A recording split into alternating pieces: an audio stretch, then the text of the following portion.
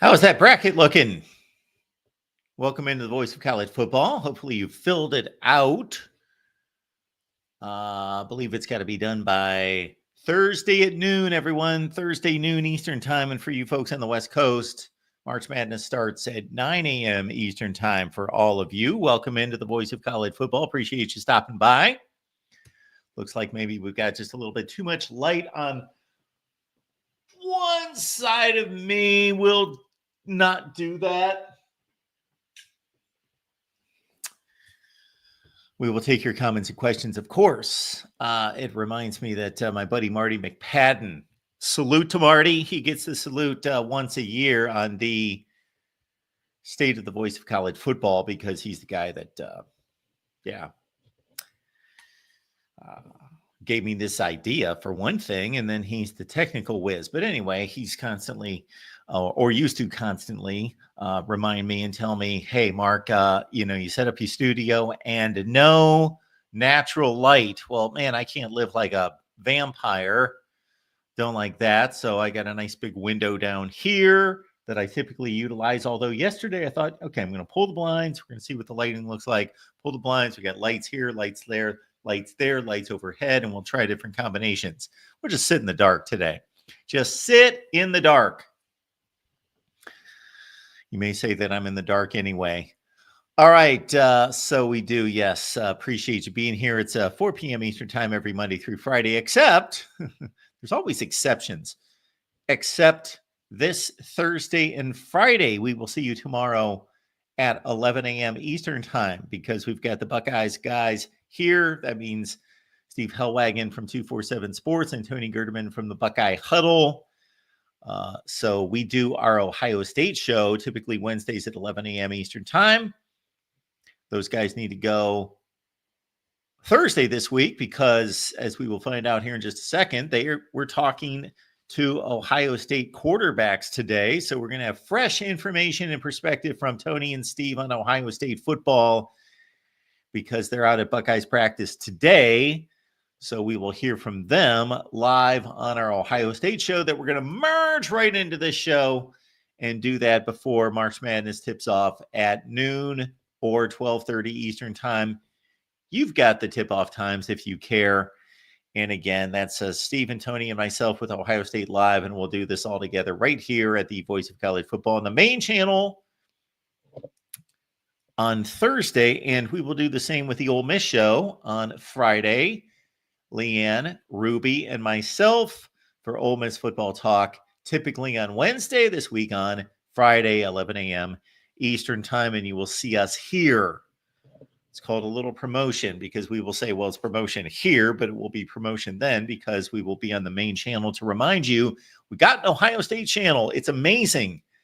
I can't tell you all the programming and the content that's being just churned out over on the Buckeyes channel because we've got our longstanding Ohio State show that we've done about 300 and some times.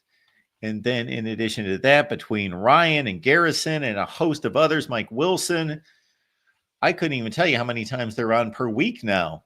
I think there's a Monday night show. There's a Tuesday show. Again, I couldn't even tell you. I think there's Wednesday and Thursdays. Yes, it's just nonstop on the Buckeyes channel there. The Ole Miss show typically on Wednesday, moving to Friday. And we will lead you right into March Madness on Thursday and Friday. All right, let's check the chat because other than that, we're going to check the headlines. We are going to check out some SEC notes that are delivered to me every day.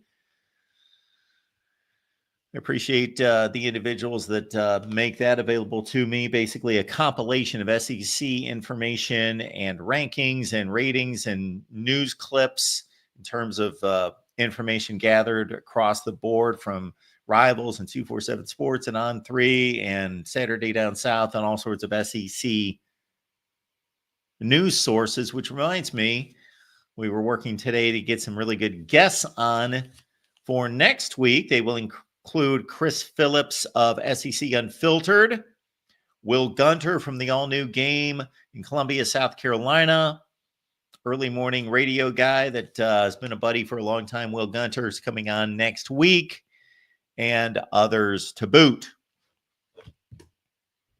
to the chat.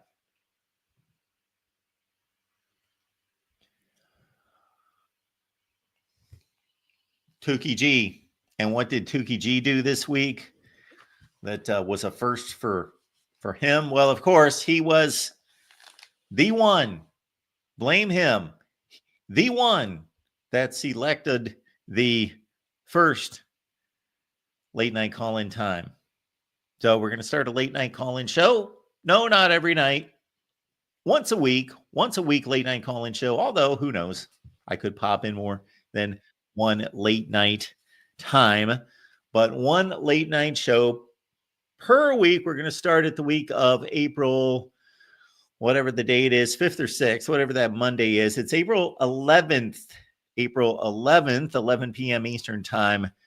And so we will select a fun way to select the late night day and time each and every week from some of you.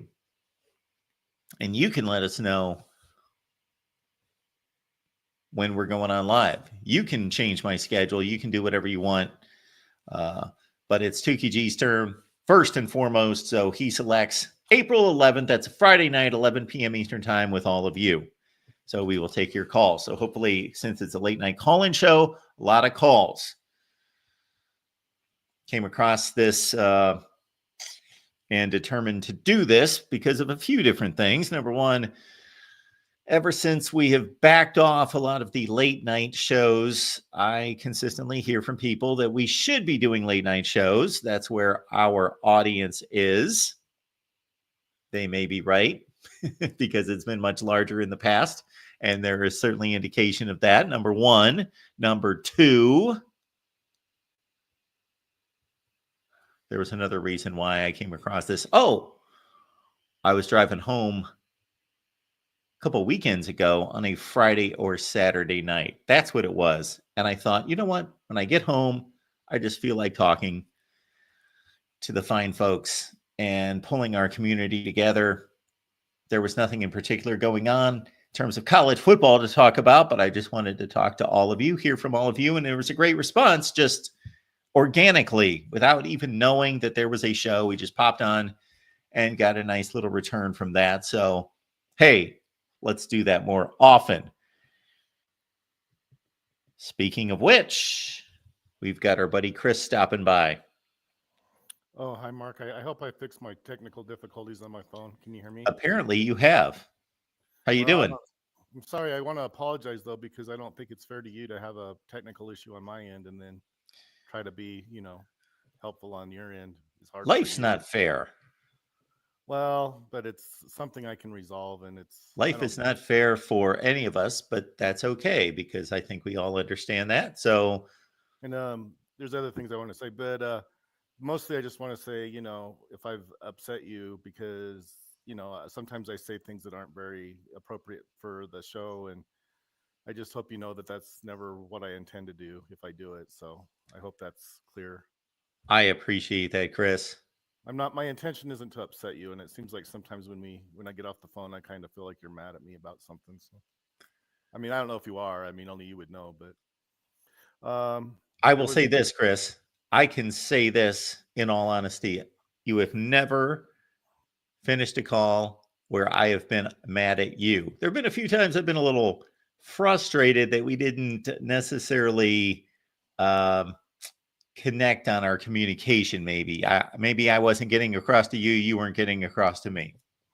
well. I mean, I appreciate that, Mark. This is your show, is what I'm trying to tell you. It's like it's not my place to tell you what to do with your show, and so if I give you the impression that I do, it's not. I mean, hopefully I haven't done that, but I mean, you're letting me come on. I'm not. It's your show to run however you choose, and whether I like it or not isn't really important at all. So Well, hopefully there you was. like it. Well, of course I do. Otherwise, I wouldn't tune in. You're probably the only host that actually lets me say much at all. The other people kind of tune me out. I hope it's not the way it is with everybody else, but I get the impression I've been on blocked on certain channels, and like I said, I'm not trying to upset anybody, but I guess maybe by the fact I say what I think maybe isn't what people want to hear. I don't know. Um, there was one thing I was going to tell you. I already told you about it. You don't want to talk basketball, but Gonzaga is rated number 8. that's kind of a low seed for them. I don't know. I don't know. People just aren't expecting anything from them, but they've been consistently very good. And I know you don't want to talk basketball, but they're like a, what would you call it, a dark horse, I think, in the tournament, even though they probably won't win it. And there was one other thing I was going to just tell you about. I don't know if you don't follow it, that maybe you don't want to talk about it, but they're admitting 14 out of 16 SEC teams to the tournament. I don't know where they got that number, but they only probably deserve about 11, and which is still pretty good. So I don't know. Is somebody is there like a new approach to where is it going to be one of those things where if they don't admit as many as they that they're going to run or something like that? Is that kind of what's going on? Do you know anything about that? I heard Jay Billis say at one point this year, later in the season, and I was not seeking out this information. I might have been. I don't even know what I was watching, but he popped on to basically explain why the SEC is the best basketball conference, not just this year, but apparently since like the 1980s, when the ACC was a powerhouse in the Big East. Okay. Remember the Big East when the season that the Big East got 3 teams in the Final Four? Not off the top of my head, I guess. Yeah, so that was 1985. And so he was just likening the SEC dominance, and I don't remember the particulars, but for example, South Carolina has missed the tournament. I believe they went 2-16 in the SEC, and they defeated Clemson, who was one of the best teams in the ACC. Okay. Oh, and they didn't get it selected. Is that what you're saying? They did not. They weren't selected. Okay. Well, I don't follow it closely enough. I mean, these people obviously know 100 times more than I would even hope to know, but I don't know that I agree with his, if that's what he said, is that that hasn't been evident to me. Not that I would know, though, honestly. What I end up doing is I end up kind of going on my own to find out if what they're saying it adds up in my brain. The only thing I can tell you, if they probably only, and this is only based on what I noticed. It's not that I know any better. I don't. But I only see about 11 SEC teams that should probably actually be in the tournament. And one thing, for example, and I know this isn't going to interest you because you don't probably care about basketball, but they only put 2 West Coast Conference teams in there, Mark. That's terrible. That West Coast Conference is a pretty decent basketball conference, and limiting it to 2 is almost like giving them the middle finger, in my opinion. Well, may I ask, Chris, what criteria are you using to make that judgment? Well, I don't know that I am. I know a little bit about the sport, and I know that, for example, and this isn't because people always misconstrue everything I say. Oh, he's going back to BYU played in the West Coast Conference while they were an independent. I mean, they really didn't have any other choice. And it was hard for them. It was hard for BYU to, that says something about how good that conference is. If it was hard for BYU to, if they weren't any good, then BYU would have probably been the champion every year. Well, they weren't. So anyway, that's neither here nor there. But when I hear something about BYU basketball, the first name I think of is the big 7-footer Sean Bradley. Remember him? 7'6", Mark. I'm sorry. 7'6". Yeah, Sean Bradley. About what year was that? That would have been a long time ago. But he got like in a wreck. I guess he's paralyzed now. I don't know if Oh. Wow.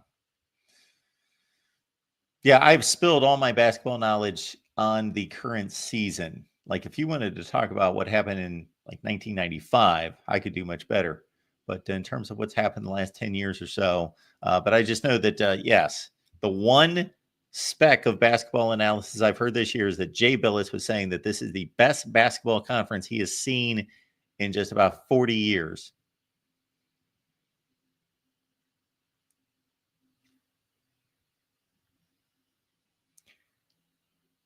I believe we lost Chris again. That's what was happening yesterday, and that's why I say again, is Chris was having some technical issues yesterday. All right. We will take comments, of course, from the chat, and certainly, Chris, you and others can give us a call back. Sean Bradley had a long NBA career. I don't remember who he played for. Danny Ainge. Yes. Danny Ainge, who, of course, played baseball and basketball famously. Played with the Celtics, played with the Blue Jays. Basically a third baseman, second baseman, third baseman with the Blue Jays. And played on a lot of championship teams there with the Celtics. Probably played on the 3 during the 1980s that won the NBA championship. They beat the Lakers twice. They beat the Rockets in 86. I think those were Danny Ainge teams when he was, coming off the bench and causing all sorts of havoc, and people hated him because he was a pain in the neck. Danny Ainge, yes. Good call on Danny Ainge.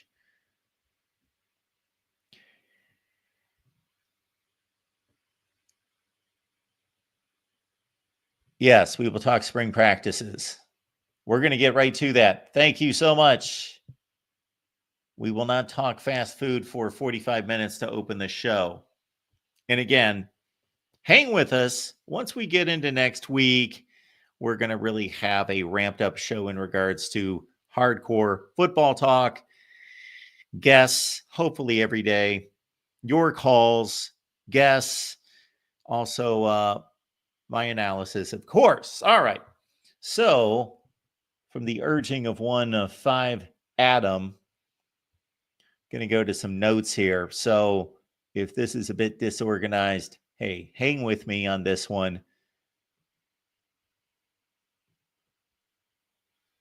Going to check out the notes that I receive on the SEC. And this typically goes beyond the SEC as well. So let's see what we've got here.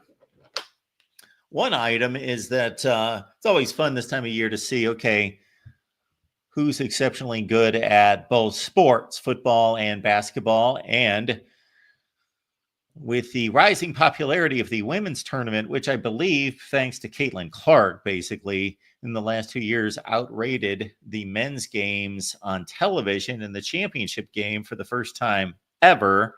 And that used to be just a complete joke of a comparison. It wasn't a comparison, but yes.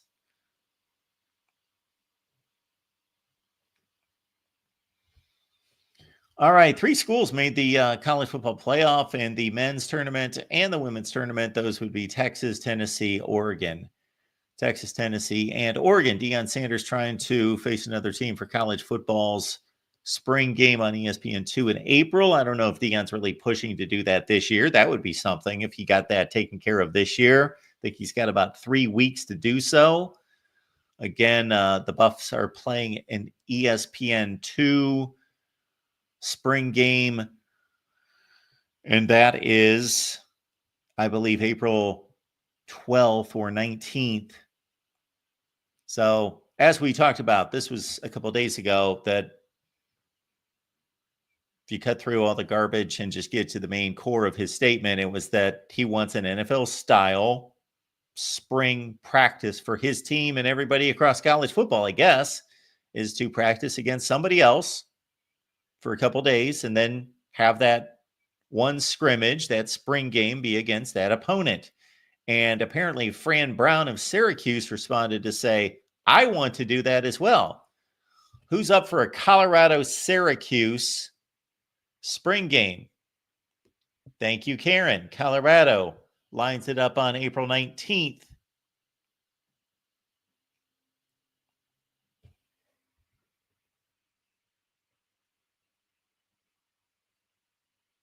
Oh, this is the guy I was thinking of that I failed to mention. Yeah, Jimmer Fredette was the long-range shooter. I believe he led the nation in scoring. Brandon Davies, I just know that name. Couldn't tell you anything about him. Or Eric Micah. Do not necessarily recall that gentleman either. But yeah, Jimmer Fredette, I was going to say something about him before we broke from BYU basketball. But let's just finish up on the spring game idea here, and then we'll try to take this call. Yeah, practice with somebody against another team, because Deion Sanders made the logical point. It's difficult for me to judge. If it's difficult for Deion Sanders to judge, imagine us or anybody else, because that's always the quandary in spring practice and watching the spring game for any particular team. How good are they? They're playing against themselves. So, hey, let's make this happen. Colorado and Syracuse. How many more people would watch if they were actually watching a legitimate scrimmage game between two power conference teams? In this case, Colorado, Syracuse, playing in Boulder. So that would negate the Syracuse spring game. Maybe they still, your team, if you've got to play a road scrimmage for your spring game, then you just have another day where you've got a fan day. You bring the fans in, you do a skills competition, you meet and greet, you have food, you do that sort of thing. That's what it's going to anyway. You do that at home, but if you play that road game as a scrimmage game, I think we need to get this together now. Colorado and Syracuse for a spring game. That would be cool. Let's see if we can connect with Chris. Chris, you with us? Yeah, I'm sorry, Mark. Are you still there? Yeah, I am here. Colorado played Syracuse in the Fiesta Bowl. The reason I know that is I went to it. Uh, Um, well, I was going to mention that, but you were actually there. I know that it but was a blowout. I do remember the score, pretty no, close to the score. it was a pretty close game. I think Colorado had to I think I don't remember. I'm not sure. Maybe even anyway. So it They was came about down. 1994 or 5, right? It would have been. I think Don McPherson. I think was the coach of the Syracuse. Anyway, and I'm not sure who the quarterback. Anyway, it was a I think good it was game. It Don wasn't. McPherson or maybe Paul Pasqualoni. We'll look this one up because I do know exactly what you're talking about. Bill McCartney was still there, so it would have been before Rick Neuheisel took over. And I don't remember too much about it. It's been long enough ago that it's not fresh in my mind. But yeah, it was one of the better Fiesta Bowls that I've been able to go to, and I think it was actually a pretty close game. I don't remember it being a Yeah, blowout. so my guess was 94. It was January 1st of 1993 at the Fiesta Bowl, Syracuse 26-22. And Colorado had a good team, so it was a Yeah, good they game. both did. Both ranked in the top 10. Okay.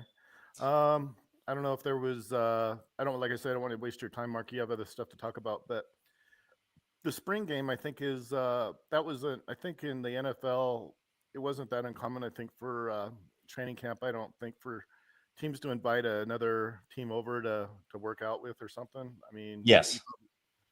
I don't know much about it, but I know, for example, Denver used to have. I think it's almost like a scrimmage. They play. I don't know if it included a game, but they would train. I think alongside another team is what I think they would do. Yes.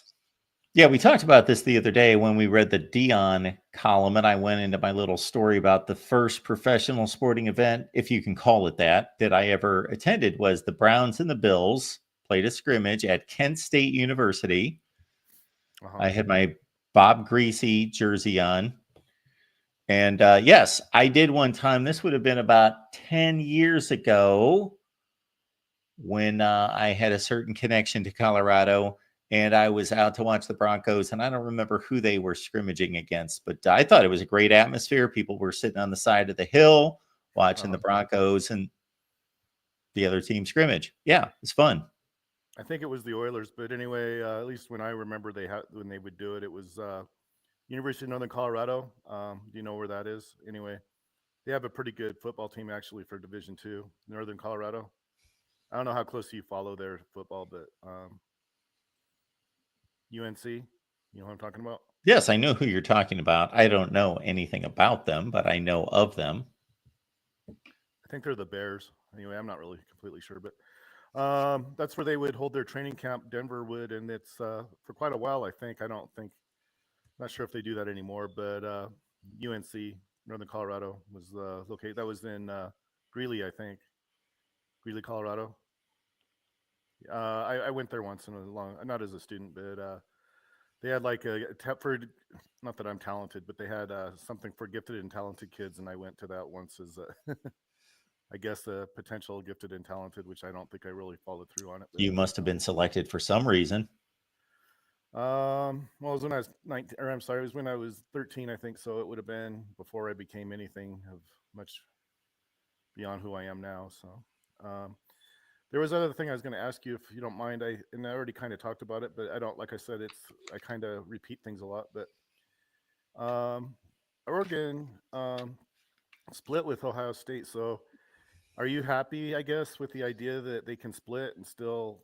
I mean, you think because it was the Rose Bowl, do you think that kind of makes up for the fact that, and like I told you, I don't really think Oregon beat Ohio State the first time. I just think that they held on to win because Ohio State wasn't given the chance to win it. Are you happy, I guess, with the fact that they didn't have to, like, that was kind of fits into that scenario that that one person kind of wanted to have happen, which I kind of don't, which is like a best of three to decide a national championship. Do you have any thoughts about that, about whether that's workable? So you have a holistic approach to each college football season. You basically take all the games as equal value.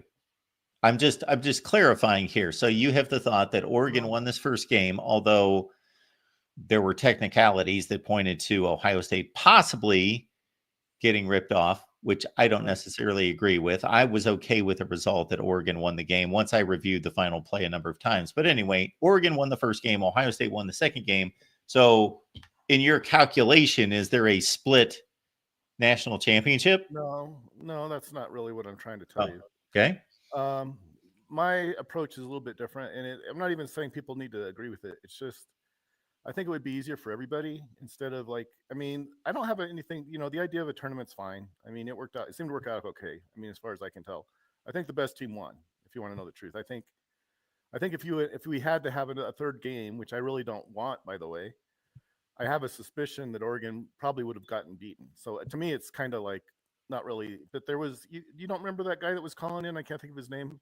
He told you that he thought he even said I think something like isolate the two best teams and have them play like a best of six or something. I don't know. It was something really weird. Yes. And Adam oh suggested yeah, that. which is I mean, if it's workable, I mean, fine. But I kind of think that's what I don't like about the playoffs. Mark is what was year was it where Alabama they didn't play two. I don't think they played two consecutive, but it might as well have been. I mean, one team won the conference championship and the other team won to me, if it's like that's like splitting hairs. It's like okay, well, the national championship at the end of the year is well, why does it matter if it's at the beginning or the end? I don't. Just in my mind, that doesn't matter because it's a game that decides something. So the question I have, I guess, might be simply that if you have a team like Oregon still out there that has the potential of beating another team, I'm not going to say that they will because they got beat pretty bad, but they rallied a little bit. I mean, I tried to explain that to you too. In my system, which is kind of it's kind of you can't really wiggle out of it. I mean, they scored Who 21. rallied? Well, they scored 21. Mark, I mean that's relevant. The fact they scored I don't think 21. it's relevant at all. Well, no, but it is. I mean, it's Why? not. All Ohio right. State completely annihilated them in the first half, and then they put it on cruise control, and Oregon got within 3 touchdowns. And you're saying that they made a comeback? Well, I could give you the reason, but it's probably not going to make sense to you, so I don't know if I should. Um, in 1984, one of the games that Florida won was 20. It's like over Tulane. Say what you want to about Tulane. You don't seem to like Tulane. I think Tulane has a good team. Tulane scored 21 on them. Well, it made a difference. You want to know why? Because Colorado State or I'm sorry, Brigham Young against Colorado State. Colorado State couldn't score 21 on BYU. So it's kind of like one way to kind of discriminate about who might be the better team. And it doesn't necessarily mean that BYU is a better team, but against Tulane, it's possible that BYU would have done better. I mean, and I know they didn't play Tulane, so it doesn't really matter. But You Tulane had scored to go 20. back to a game in 1984 to make a correlation to an Ohio State Oregon Rose Bowl game 3 months ago. Well, a lot of what my rating does is based on how 1984 turned out. So, I mean, it's kind of makes sense for me to do it just to explain it. And the other thing, it's not just that one game. Louisiana State tied Florida 21-21. There's something about 21 that matters, and I know you're not going to agree with it. To you, it's probably just another number. If you can score 21 on a team, that says that you are decent. I mean, to me, it's like I didn't really just pick it out of thin air, but if you're capable of putting 21 on somebody, I mean, that shows that you can make a rally if you have to. And that's kind of what happened. I mean, I didn't like predict it. I didn't say, well, Oregon's going to come back and score 21 and make it close or whatever. And I know you don't agree that it was close, but it was enough to keep them in the chase is the point I'm making. And for Ohio State to counter that, by the way, which they actually could have done, they could have won by 21, and that would have basically diminished that 21 as being important, but they didn't. So it does matter. But again, that's just it's one of the things I use. It's like a data point that you probably don't think matters, but I think it does. And no, it doesn't give BYU a national championship. I don't do it because I want BYU to win. I mean, that's never been my thought process about any of it. People think I'm just inventing stuff, pulling stuff, to put BYU number one. I've never done that ever. But if Do you mind if I make one simple explanation of the way the playoff separates these teams? you can do whatever you want, it's your show. So, again, I believe, even though I did not hit the mark on my explanation of the way I believe you look at the season holistically in regards to all the games count to the same degree. And therefore, if there's a split between two teams, therefore there's an issue because you alluded to 2011 when LSU beat Alabama, won the division in the conference, and then they met in the BCS championship game, and Alabama got revenge, won the game, but they won the national championship because they won the BCS championship. I think they won by 21, didn't they? I think they Yes. actually won by. Well, there you 21 go. nothing. Yes. And That's it. then we've got this Oregon Ohio State situation this year. Okay. I look at it this way. We have devised a playoff system. We have a fairly legitimate way of selecting these teams for the playoff. Therefore, much like the NFL, Mm-hmm. there's a regular season. And regardless of how well you performed in that regular season, as long as you made the playoff field, whether you're 16-1 or 9-8, whatever your record is, you made Yeah. the playoff field. And Okay. then once you make the playoff field and the playoffs start, those results from the regular season are wiped out, and you're starting a new season within the playoff. And the team that comes out victorious is the champion. Well, that's the reason that. All right, I'll play with that. That's fine. I think Army should have been included then, if that's what you're going to do. To be, just to be completely fair, I don't know why Army wasn't. I know they lost to Navy, which that's not good, but really, what kind of happened? They threw a bone to Southern Methodist, and I don't even know why they did it. I mean, maybe it had something to do with the fact that they played in the conference championship game against Clemson and kind of rallied, I guess, to make it kind of a game. Wait a minute. You said a minute ago that Oregon rallied to make it close against Ohio State, Well, they lost but though. you think Well, that no, SMU kind of rallied to kind what of does get it into matter? the game against Clemson. They tied the game. They Okay. came back from Well, 17 down, tied I'm the not. game, and Clemson needed to make a 56-yard field goal to win the game. Well, all the point I'm making, Mark, is 11-3. 12-2 is better than 11-3. So, in my opinion, you don't have to like go to like the fifth data point with the result. But one of them's 11-3, the other one's 12-2.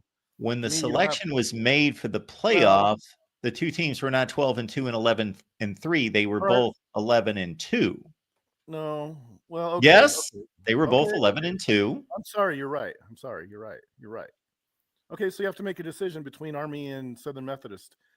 I don't know why it necessarily has to go to Southern Methodist in that situation, but that's fine. I mean, that's a choice they made, and Is your I'm not gonna. choice for Army because they won the conference? No, it's just my preference. If you want to know the truth, it's not really have anything else to do with Well, of anything. course, SMU played a much more difficult schedule. I guess I think that in a season like that, it's like who knows when the next chance Army will have to challenge. So it might have something to do with the history. And Southern Methodist, is like 1 year removed from being in the American. And were they the best team in the American? I have a hard time kind of remembering some of that stuff. Maybe you can help me. But I just think when you have a team as good as Army was, and the only two losses they had were to which was a good team, by the way, Navy and Notre Dame, which, of course, Notre Dame won really easily. But yeah, you have to make a decision, and maybe neither team, maybe you don't go with either one. I mean, there's always the third option where, maybe it shouldn't have been either one of them. But, I'm not going to say it was the wrong decision, but I think at the end of the day, I think given how the season played out, I'd have a hard time not including Army if it was my decision. But of course, they would have gotten beaten. I mean, so it doesn't really matter. But As far as the field part that you're talking about, I just don't agree with what you're telling me. I think if you can't win, if there's two teams on your schedule that you can't beat in a 12-game season, I think there's a pretty good chance. And I guess that includes Ohio State. And I'm not doing it for that reason. But if you can't beat those two teams, then who's to tell you that, or me that they're better than either one of those teams that they got beat by, in my opinion.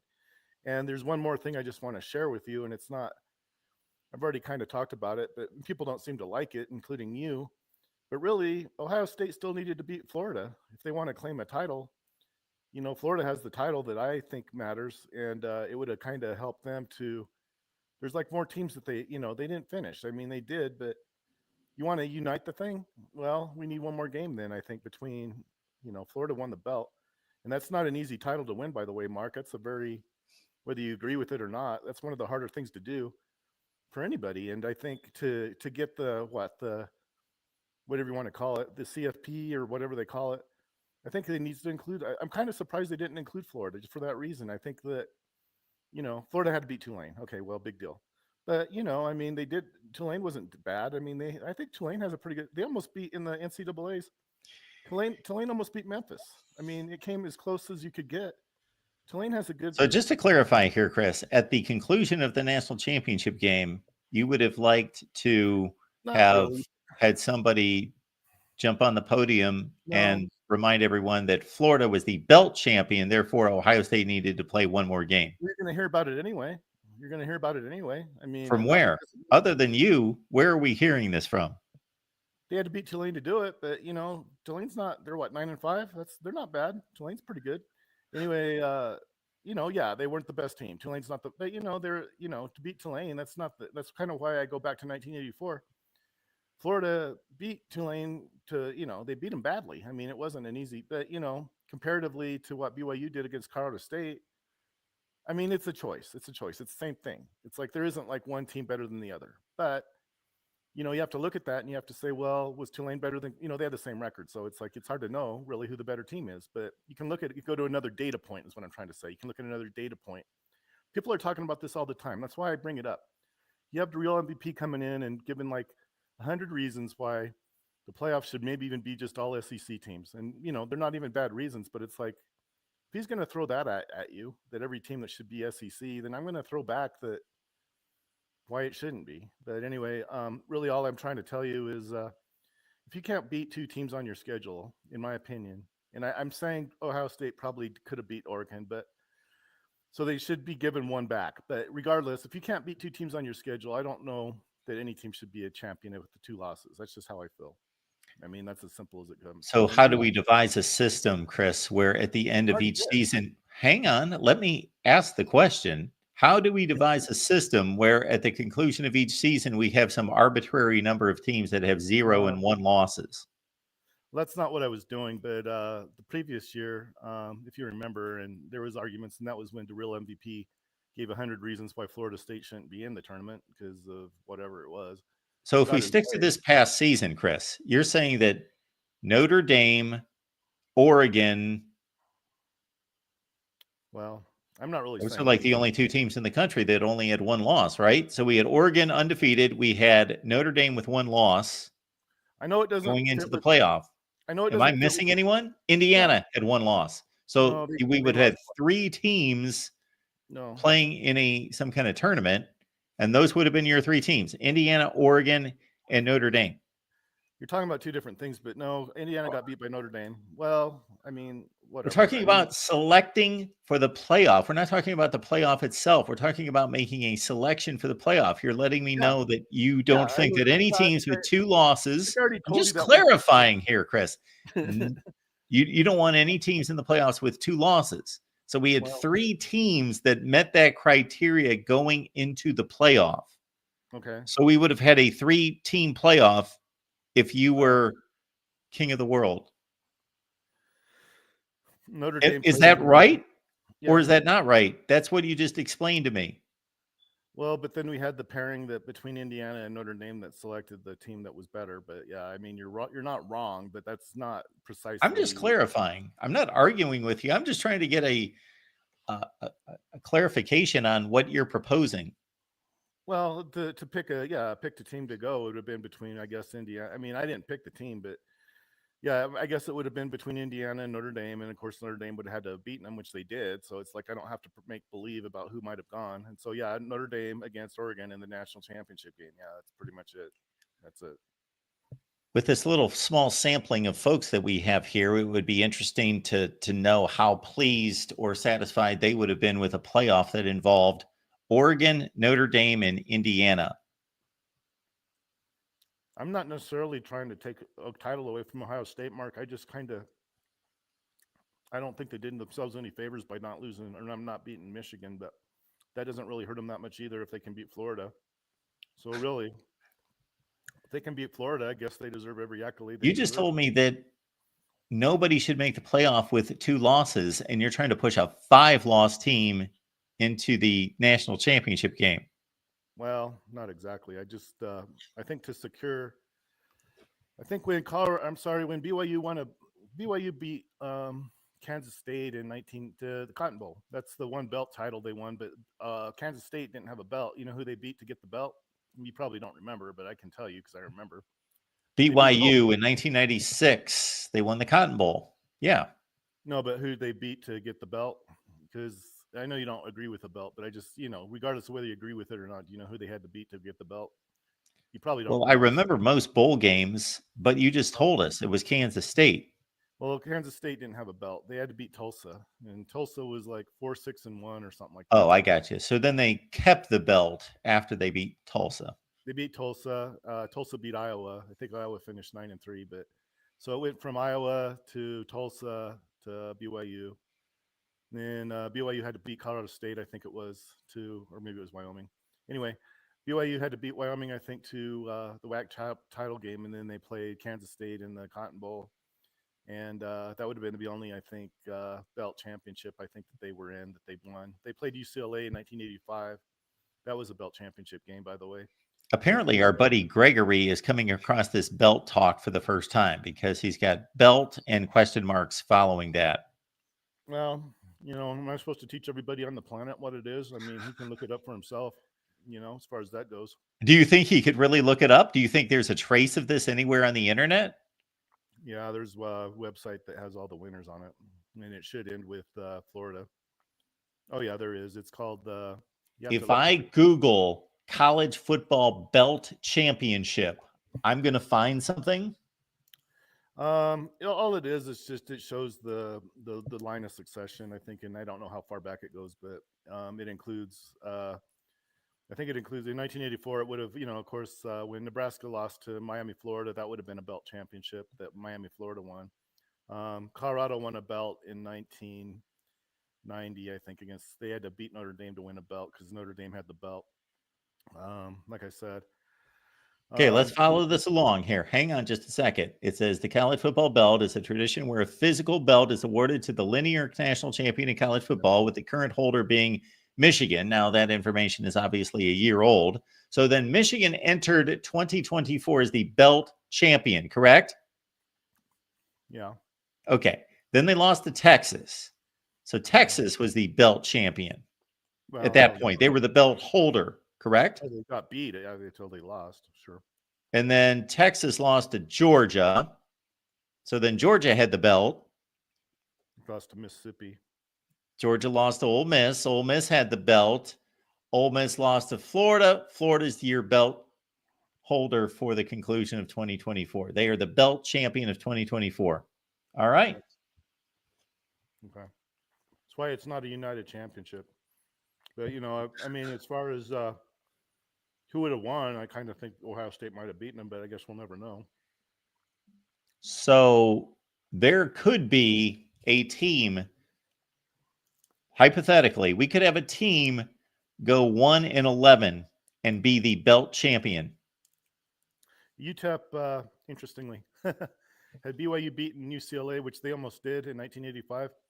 UTEP would have had the belt for a week because they would have they beat BYU, and then it would have. Okay, just so you know, hear me out before you say anything about it. UTEP finished 1-10, but they lost to New Mexico. New Mexico lost to Utah. Utah lost to Colorado State. Colorado State lost to Miami, Florida, and Miami, Florida lost to Tennessee. And the interesting thing about that is the actual belt champion that year was Alabama, who I think lost to Tennessee. So yeah, it works pretty well. It would have made it Tennessee the belt champion. Instead, it was Alabama that year. Alabama had to beat USC in the Aloha Bowl to claim the belt because they both had a share of it. So it kind of was like a title game. Well, you know what I've said of this in the past. I know you don't like it, but I mean, No, no, no, no. I do like it. I do like it, but it's a gimmick. Okay. It's just a fun thing to keep track of. It's not legitimate. All right. Well, it's fine. I just thought you might want to know what it is. Well, I know what it is. You can hold it over me. You can hold I've it over had me. 47 different discussions with you about it. I already know what it is. I was clarifying this for our buddy Gregory, and I was just curious as to whether there was actually anything on it's an easy concept that it started. Did it start with 1869? No, I think it was actually had a lot to do with the way 1984 went because people didn't. Oh, it started in 1984? I think so. We didn't have a belt before that? Well, then this current belt is illegitimate.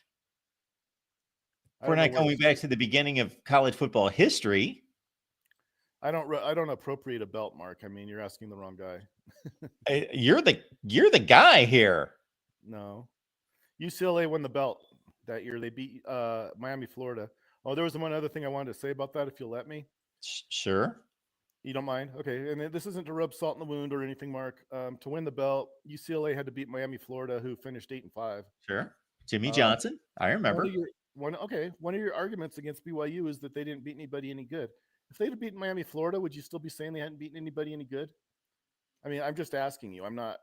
If it had been BYU playing Miami, Florida in the Fiesta Bowl, because that was probably one of the things that maybe some people thought could have been done. I would have told you that BYU beat a pretty good team, a very talented team, but not a team that should be vying for a national championship with 5 losses. Well, that's fine, but I mean, I think BYU beat a better team than Miami, Florida, because Michigan beat Miami, Florida. So it's like some of this stuff about BYU not playing anybody any good. Oh my goodness, Chris, come on. Bo Schembechler coached Michigan for 21 years. That was his worst team. The worst. It's not even close. It's not like he had a bunch of 10-2 teams and this was the worst one. This was the only time he came anywhere close to losing 6 games. No, he did lose 6. I know he lost 6 games that year, as you well know. And his other worst team, he might have had an 8-4 team. He was constantly going 10-2. Okay. This was the worst Michigan team in a span of 21 years plus. What do you think of a team that loses to a 6-5 Michigan team? Should they be in the national championship game? A team that can't beat a 6-5 Michigan team, what do you think that should happen to them? There was a format to then make up for that by winning other games. If you can't BYU did not have a win that year over anybody that was better than the 40th best team in the country. BYU beat a 6-5 Michigan team, and Ohio State lost to a 6-5 Michigan team. I kind of think there's a little hypocrisy there, Mark. Are we basing the national championship on one game? I'm asking you again. I'm saying if no, we don't base the national championship on one game. It's based on a resume that qualifies to either make a playoff now or throughout history to be judged as a resume. BYU beat a 6-5 team to win a national championship, and Ohio State lost to a 6-5 Michigan team. I don't know. 6-1, half dozen of the other, I guess. 1-1, 1 lost. And how many 13-0 teams did BYU defeat that season? I already told you BYU and Iowa they share a title that year. It's not all BYU. It's actually 50-50. Yes. So Iowa shares the national championship of 1984 with 4 losses and a tie. Definitely. And they lost to Ohio State by 3 touchdowns that year. But somehow Ohio State doesn't have a chance to win a national championship in 1984, which of course they shouldn't. They lost 3 games, but I'm just playing along. Well, they did have a chance, and they lost to USC. USC shares a title. 9-3 was good enough to in 1978. Arizona State finished 9-3 and beat USC. USC has to make that up somewhere, and I think they had to wait until 1984 to do it. And so the title that USC has in 1978 kind of leans on 1984 quite a bit. Washington had to beat BYU in 96 to claim a share of the title in 84, and they did.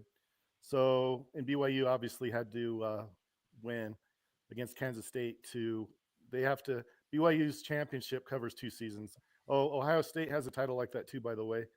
1975 and 1976. You can claim another one because Ohio State, it covers 2 seasons, but Ohio State, you can claim that as a title too. I'm actually being pretty generous, but that's fair though. I don't want to Being like generous. Okay. Well, I mean, Well, we shouldn't be generous in delving out national championships. you do it, so why can't I? I do it. I'm generous. Yeah. I'm Oh, not yeah. generous. I give national championship I'm not giving credit, you anything. accreditation to teams that earned the national championship. Well, I think I'm doing the same thing. Which reminds me, I'm going to do that here in a couple weeks. We're going to have a big live stream, and we're going to go through every year, and we will be proclaiming our national championships. There was one other thing, if you don't mind. And the other thing about 1984, Iowa actually has to do that to claim a title too, by the way, because I think the one that they won is kind of disputed. It's like 7-1-1 or something like that. So they actually need 1984 to claim the one that they claim. The one that they say they won, which is like in the 7-1-1 season that they had. They need 1984 to make up for the difference that they don't. Chris, we should have you on as a special guest on our Iowa show some week, and you can alert all of the Iowa fans.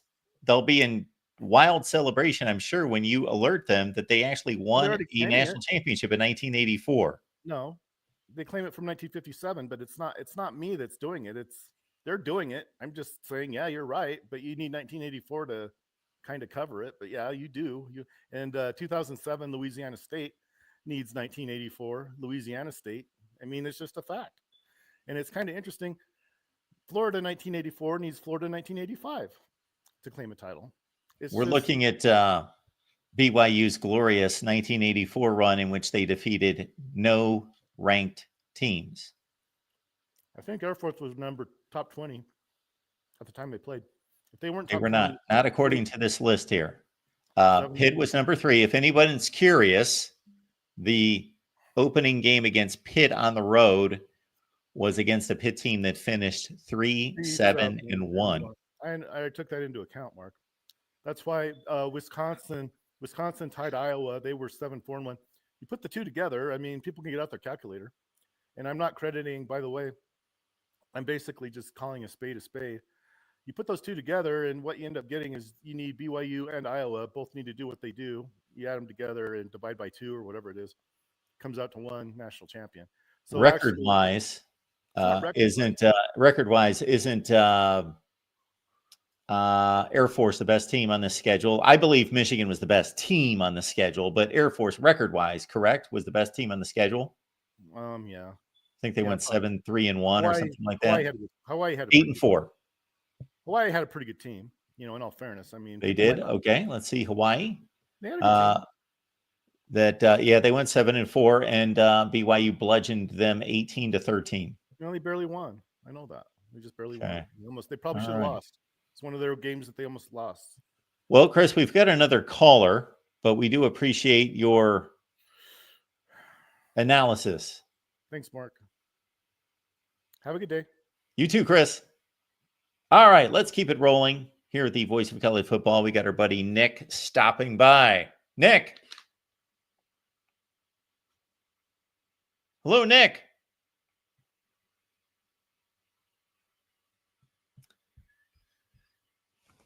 Might be something with StreamYard, possibly, with these people calling, that it's so sporadic these days. Nick, if you can't hear me, or we obviously can't hear you, just click out, come back in. We'll give it another shot. Absolutely, Mike 3883. That's the tagline right there. All roads lead to 1984. You nailed it, Mike. Mike hit it on the head right there. Regardless of where the conversation starts, it meanders its way. It's either a straight direct shot back to 1984, or it makes its way to 1996, 2004. Somehow we'll make it way to 1984. We brought up this Michigan team just the other day. I forget what we were talking about exactly, but that leads me into this. This is a perfect segue for Moose. Thank you so much for the promotion. Just check out Moose's post here where we run through the Disputed National Champions. That's the book. It's a good read. You'll love it. It's a quick read. And we size up every season during the 1990s. The preseason hype, the results that matter, the controversies, the regular season ranking that led to the postseason matchups. We carve through the postseason, what happened, and then, of course, talk about the aftermath of the championship race, who got left out, who got screwed, and what were the implications going forward. And then it's not just a history book. We take the 1990, 91, 92, 93, and so forth, each one of those seasons, and we plug it into the BCS formula, the 4-team college football playoff, the 12-team and the 14-team proposed playoff. Nick will get you the call-in line and everyone else.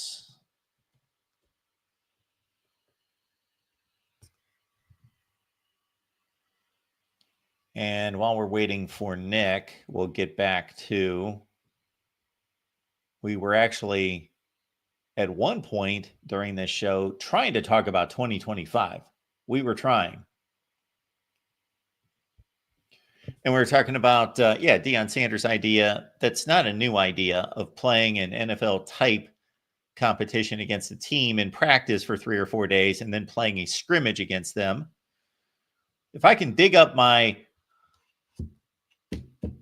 if it probably wouldn't take me 3 or 4 hours to find it, I would dig up my picture from whenever it was, when I was just a little lad at the Browns-Bills scrimmage at Kent State, because I can remember one specific picture that was taken. I took a bunch of pictures, and, you can barely tell what's happening because I'm taking these from the stands. But, yes, that was a great memory with my dad. And also, again, about 10 years ago, I went to the Broncos scrimmage against somebody. So I think that's a great idea. I love it. And hopefully they can put that together. I doubt that anything's going to be done about it this year, and maybe never. From 247 Sports, we see that Danny Saili, or Saley, dropped 50 pounds. He's down to 325, a svelte 325. And we're looking at 4 solid defensive tackles for Arkansas. They need a 5th guy who is ready. The 5th best defensive tackle on the team right now, in my opinion, is true freshman Caleb Bell. So you are caught up on the defensive tackle rotation at Arkansas. That's why you came here, right? Auburn 247 Sports. When Auburn takes the field for full squad spring practices on March 25th, that's about a week away, there will be a large group of true freshmen. Their defensive coordinator is DJ Durkin, of course, of Maryland fame, where he was booted as the head coach at Maryland. He has landed at Auburn the past couple seasons. Auburn's lost quite a bit of veterans from their defense from last year. Eugene Asante, Austin Keys, Dorian Mousy. The linebacker position could be one where a true freshman makes a big move this spring. You've got Bryce Deese, Caleb Falk, Elijah Melendez in play. We will talk some Auburn football here in the next couple weeks. Auburn actually had a much better offense last year than they did the previous season. So Hugh Freeze, I had a bit of a time warp there. Hugh Freeze actually fixed the offense last year. They had a really good offense, but he didn't completely fix it because you can't turn the ball over. I'm looking back at our set, and it's reminding me that we finished up a record this afternoon with our buddy Logan Robinson from Knoll Game Day. So check that out, because we're going to have a full rundown on Florida State football, and those segments are going to be on the Florida State channel. We talked about the ACC settlement with Florida State, what that means. We talked about Mike Norvell is banning the media from spring practice. So no immediate in-person media coverage of Florida State football. They don't want to give away all those secrets of how they're going to turn around 2-10, I guess. So they've banned the media from attending Florida State spring practice. So we broke down all the positions on offense. Be looking out for those videos on the Florida State channel. On Monday, I sat down with Pat Murphy from Bucknuts. Check out those segments as we broke down all the Ohio State positions on offense. Those are being posted on the Ohio State channel.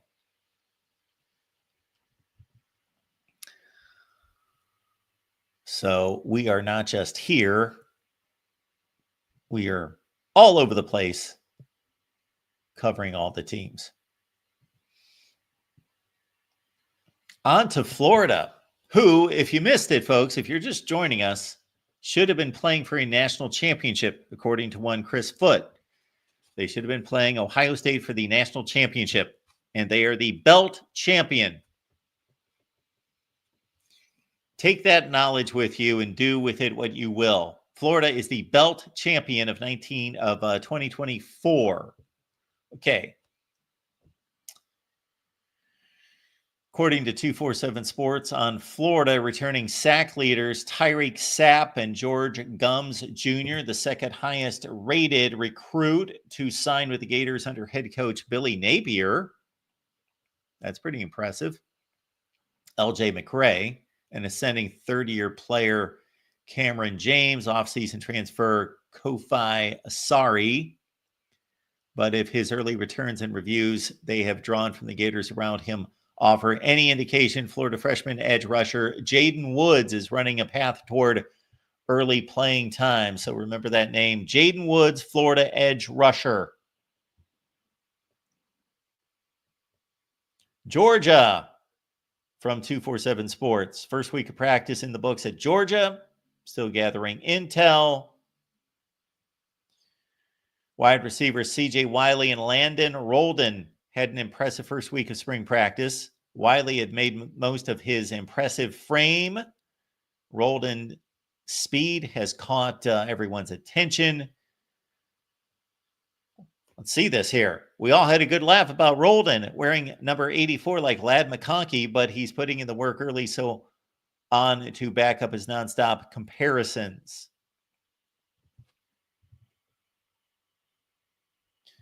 So again, Georgia wide receivers, C.J. Wiley and also Landon Roldan making impressions early in camp. I liked what little I got to see of running back Bo Walker. Talk right now is that the freshman has hit the ground running.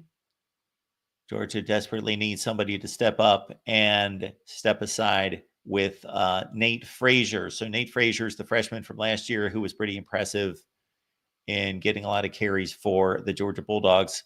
And of course, Trevor Etienne moves on to the NFL. Kentucky. This also coming in from 247 Sports with the Wildcats. In an offseason that saw over 20 Wildcats enter the transfer portal. The decision made by wide receiver Jamori Macklin to return to UK for his redshirt senior season came as a surprise. So Kentucky lost its two best wide receivers in Dane Key, and I'm drawing a blank, Berrien Brown. Yeah, Berrien Brown, Dane Key left, Brown to Auburn or LSU. I don't remember. Dane Key went to Nebraska. So Macklin comes in from North Texas. He had 57 catches, 1,000 yards, and 14 touchdowns last year. I tell you, Mark Stoops needs a big season, a decent season at Kentucky, a big season for Kentucky by Kentucky standards. He needs a decent season. Bunch of 7 and 6 stacked on top of each other, followed by 4 and 8. So again, be looking out for this North Texas transfer at wide receiver, Jamori Macklin at Kentucky. LSU, what do we have here from the Bayou Bengals? This, according to 247 Sports, the final 2 games of the year were the most productive in showing the vertical passing game. Of course, Garrett Nussmeier is back. He had a big day against Baylor in the bowl game and against Oklahoma. 9 explosive passing plays in those games.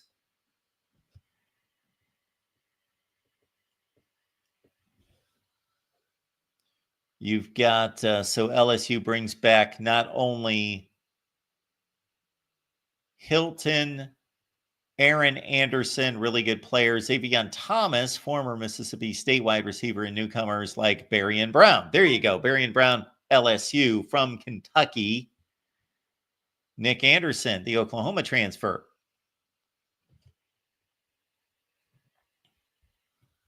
What do you guys think about what's going on at LSU? I think they're just kind of getting lost in upward, upscale mediocrity.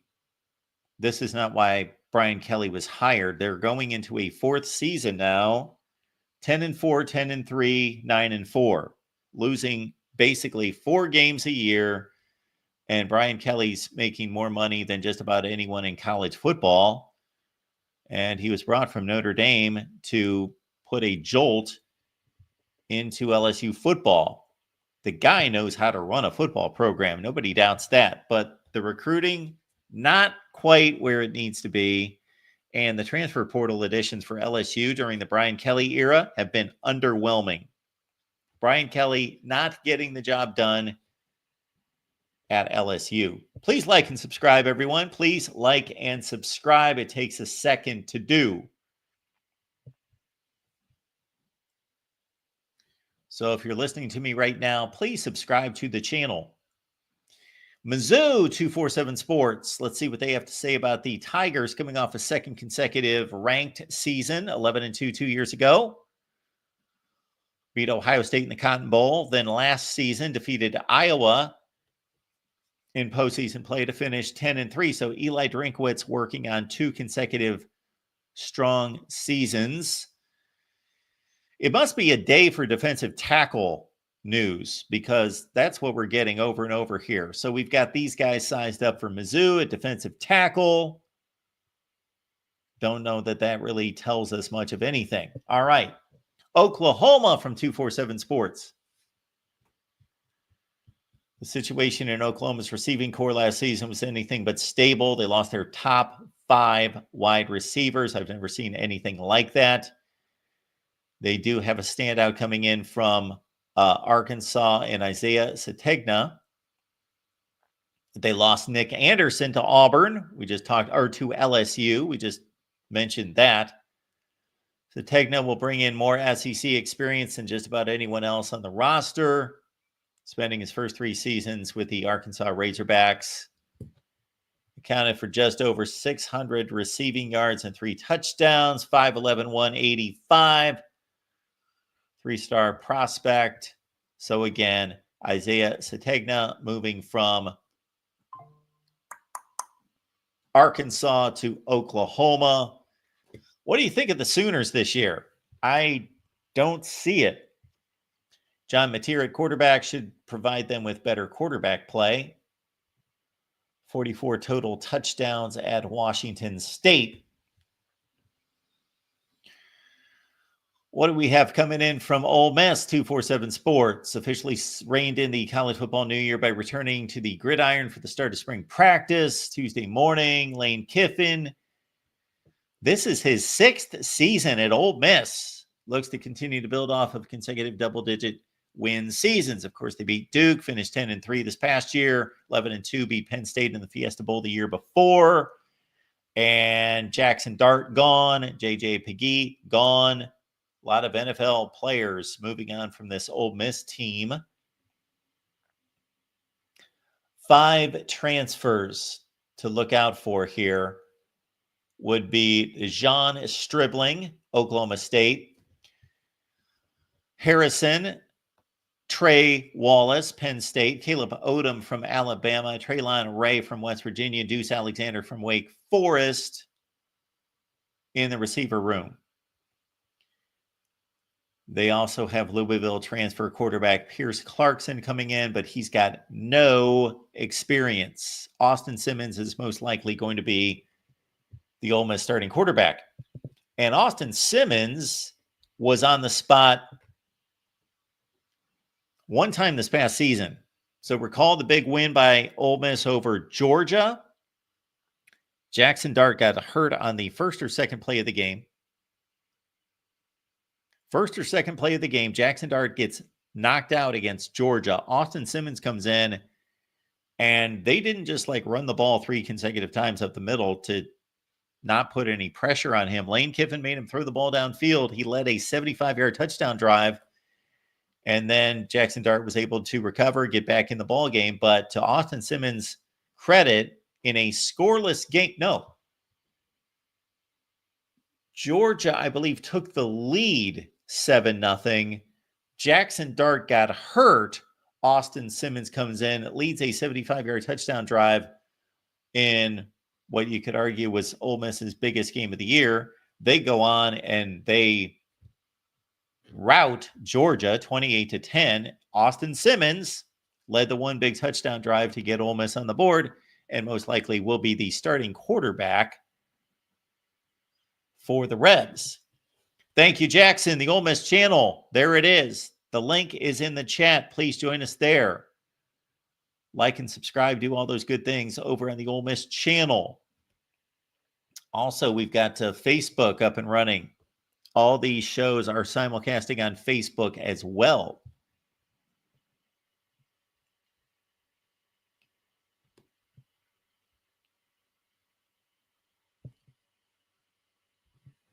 Ralph is asking whether it's a make or break season for Brent Venables. I would not be surprised. 6-7, 10-3, 6-7. Took over an offensive heavy roster, even though they lost Caleb Williams and others once Lincoln Riley left. But they were coming off a strong offensive team with Lincoln Riley, with, of course, a bad defense. Now he's flipped the script. That was one of the worst offenses in the country last year. And Jackson Arnold was lost, got benched, came back a couple weeks later, played better down the stretch, and of course he ran off to Auburn. So they've got a good quarterback coming in John Mateer. Yeah, Oklahoma's got a tough schedule. Also, playing Michigan in the non-conference and have a tough SEC schedule. Yeah, it could be. Like if Brent Venables goes 6-6 in the regular season again, and that would be 3 times in 4 years that he goes 6-6, and it wasn't like he inherited a bad program. It's not like he inherited what Hugh Freeze inherited at Auburn with them losing 6-7 games, or all sorts of situations we could point to. Jonathan Smith at Michigan State. He inherited teams that were going 10-2. So yeah, Brent Venables needs to win.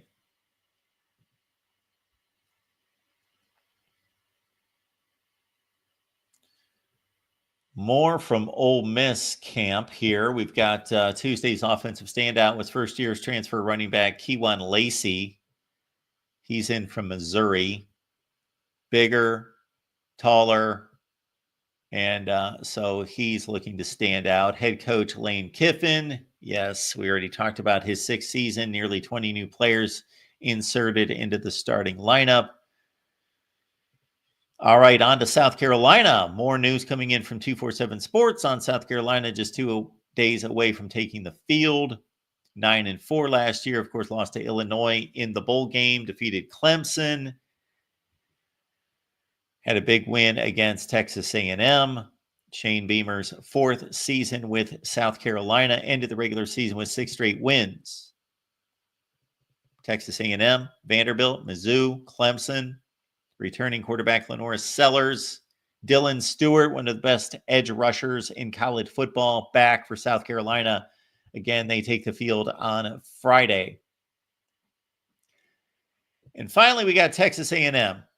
Another 247 Sports Report. Usually these come in from multiple publications, but all of it coming in from 247. And like South Carolina, Texas A&M starts spring practice on Friday.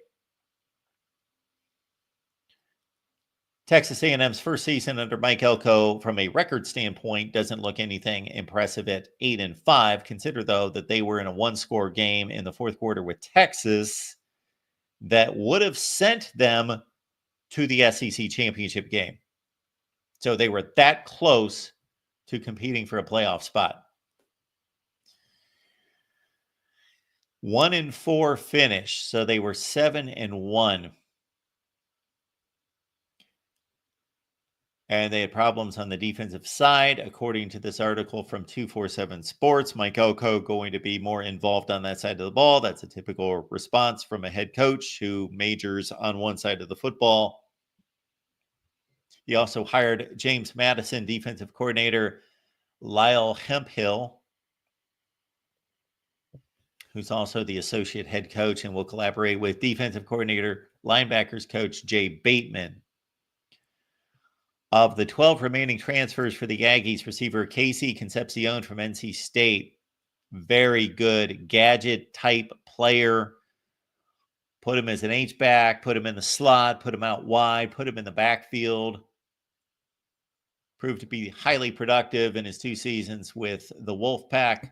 124 catches, 1,300 yards, 16 touchdowns, also 60 carries with 356 yards and 2 scores as a running back.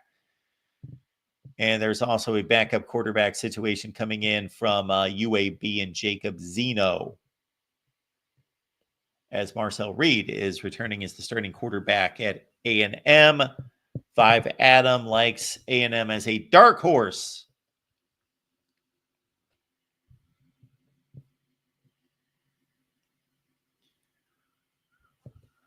Right, folks, we ran through the SEC. We heard everything we would want to ever hear about 1984 and every other college football season that in any possible way can relate to 1984. We've got the call-in line available to you, going once, going twice, going 3 times. If anybody else wants to call, my next stop is the Miami show with Cam Underwood from State of the U. Again, we've got fresh Ohio State the word is content, not commentary, content on the Ohio State channel, and fresh segments on Florida State as they go to spring practice starting today. So be looking out for those. And again, we've got some great guests lined up for next week. Will Gunter from the early game in Columbia, South Carolina, Chris Phillips from SEC Unfiltered, and others. And keep in mind, Tukey G has decided on our first late night call-in show. And that's going to be Friday, Friday, April 11th at 11 p.m. Eastern time. Late night call-in show. We're going to do 1 per week. And you're going to decide when we go live late night every week. That's going to come from one of you or a collection of you. First week went to Tukey G. The next week will come from somebody else, or maybe we'll take a poll. Enjoy March Madness. I don't know who won last night.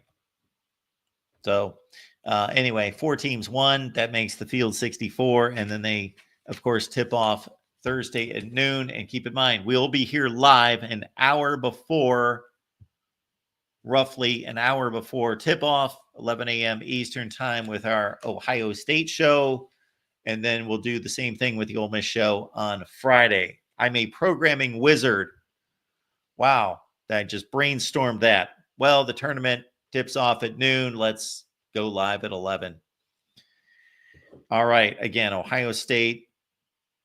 We're doing that show leading into the tip-off, and then on Friday, the Ole Miss show. How about that? When is the Florida State show? We have done roughly 300 Florida State shows. Every week, never missed a week on a Wednesday night for years and years and years, and we just shut down the Florida State show about 6 weeks ago, but we were hoping to revive it, and I won't need to be involved. We will have Florida State people hosting the Florida State show, but I hosted it for 6 years? So stay tuned. We will have a Florida State show. All right, folks, appreciate you being here. Amazon links in the description section. You folks would help us out immensely here at the Voice of College Football if you would use the Amazon link that we provide. It magically still recognizes your account, all of your information, just like that. It's been tried a zillion times. I have sat next to people, family and friends, and said, try the Amazon link. I want to see how this works with somebody else. Never fails every time. You click on the Amazon link that we provide. It's in the description section of the video, every video, and it instantly goes to your account seamlessly. So please use the Amazon link that we provide in the description section.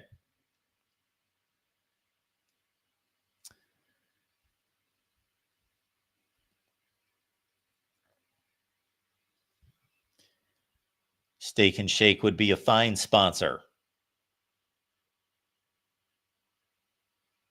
Absolutely. They would be a fine sponsor, and I could actually vouch for them. I could legitimately wouldn't have to put just a smile on my face and lie through my teeth like you have to do with many sponsors, I'm sure, out there. But man, I'm a consumer of Steak and Shake. Steak and Shake, sponsor the Voice of College Football. Absolutely. So again, Thursday at 11 a.m. Eastern Time, Friday at 11 a.m. Eastern Time. Be here. We'll be on the main channel with Ohio State football talk on Thursday, Ole Miss on Friday, and your calls as well. Right here at the Voice of College Football. I'm off for the Miami show, 7 p.m. Eastern Time. Join us on the Canes channel, the Miami channel with Cam Underwood from State of the U. We'll see you then.